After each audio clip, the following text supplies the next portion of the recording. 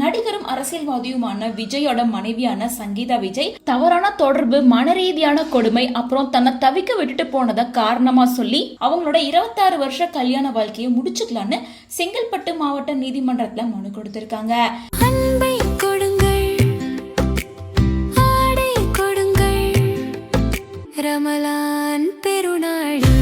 Super Saravana stores. December 3, 2025 அன்னைக்கு special marriage act 1954 கீழ் தாக்கல் செய்யப்பட்ட இந்த மனுவில் இந்த திருமணம் நிஜத்துல முடிஞ்சு போச்சு. வெறும் பேப்பர்ல மட்டும்தான் இப்போதைக்கு உயிர் வாழுது அப்படின்னு சொல்லியிருக்காங்க.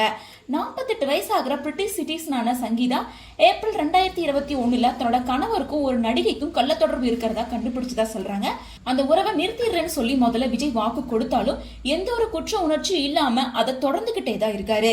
அந்த நடிகையோட பேரை இப்போதைக்கு அவங்க சொல்லல அப்படின்னாலும் விசாரணை நடக்கும் போது அவங்கள இந்த வழக்குல ஒரு பார்ட்டியா இழுக்கிற உரிமை தனக்கு இருக்கு அப்படின்னு 2 தடவை லீகல் நோட்டீஸ் கொடுத்தும் நவம்பர் 9, 2025 கடைசியா 2 பேரும் நேர்ல சந்திச்சு பேசியும் எந்த ஒரு முடிவும் வரலன்னு சொல்லியிருக்காங்க. இந்த மனுவை ஒத்துக்கிட்டு எல்லா வசதிகளையும் விஜய் செஞ்சு கொடுத்திருக்காரு. சங்கீதாவை வீட்டு பொறுப்பு, பசங்க வளர்ப்பு, கணவரோட நலனுக்காகவே தன்னை அர்ப்பணிச்சிட்டு இருக்காங்க. 2 பேரும் அடிக்கடி லண்டன், வெளிநாட்டுக்கு டூர் போறது, சினிமா ஃபங்க்ஷனுக்கு ஒன்னா போறது அப்படின்னு தான் இருந்திருக்காங்க. அவங்களோட வாழ்க்கை ஏப்ரல் 2021 உடைய ஆரம்பிச்சிருக்கு. அப்பதான் விஜய்க்கும் ஒரு நடிகைக்கும் தகாத உறவு இருக்கு அப்படிங்கிற விஷயம் சங்கீதாவுக்கு தெரிய வந்திருக்கு. வேதனையும் துயரத்தையும் தந்தது கல்யாண வாழ்க்கையில வச்சிருந்த நம்பிக்கைக்கு கிடைச்ச துரோகம் இது அப்படின்னு மனுல மென்ஷன் பண்ணிருக்காங்க. ஆனா விஜய் செஞ்ச எதையுமே சங்கீதா ஒருபோதும் ஏத்துக்கவே இல்ல. விஜய் மன ரீதியாகவும் உடல் ரீதியாகவும் தன்னை ஒதுக்கிக்கிட்டே வந்ததா சங்கீதா மனுல விளக்கியிருக்காங்க. 2021 இருந்து அவர் சங்கீதாவை கண்டுக்கிறதே இல்லையாமா. தாம்பத்திய உறவுல இருந்து விலகினது, வெளியிடங்களுக்கு தன்னை கூட்டிட்டு போகாம தவிக்கிறது அப்படின்னு விஜய் இருந்திருக்காரு. பேச்சுல கூட ரொம்ப கிண்டலாவும் குத்தி பேசுற மாதிரியும் நடந்துகிட்டாராமா. இதனால ஒரு வீட்டுக்குள்ளாரே 2 பேரும் தனித்தனியா வாழ்ற மாதிரியான சூழல் உருவாகி இருக்கு. நிலைமை இன்னும் மோசமானதுக்கு காரணம் விஜய் அந்த நடிகையோட வெளிநாட்டுக்கு போறதும் பொது நிகழ்ச்சியில கலந்துக்கிறதும் தான். அந்த நடிகையும் அந்த போட்டோக்களை விடாம சோசியல் மீடியால போட்டுக்கிட்டே இருந்தாங்க.